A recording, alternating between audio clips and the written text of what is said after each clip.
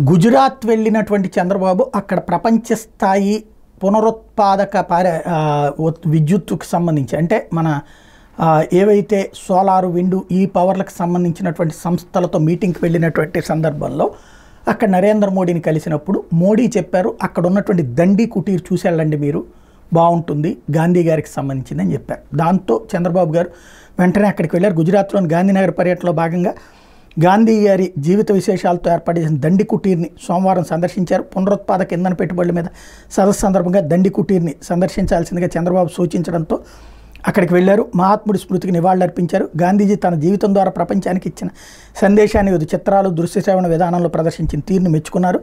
దండి కుటీర్ని సందర్శించడం అద్భుతమైన అనుభవం. దీన్ని చాలా వినూత్నంగా, విజ్ఞానదాయకంగా, భావితరాలకు స్ఫూర్తిదాయకంగా తీర్చిదిద్దారు. మన స్వతంత్ర సమరయోధుల త్యాగాల గురించి భవిష్యత్ తరాలకు తెలియజెప్పే అద్భుతమైన ప్రాంతం ఇది. ప్రధాని నరేంద్ర మోడీ చొరవతో ఏర్పడిన దండి కుటీర్ని సందర్శించిన నా అదృష్టం.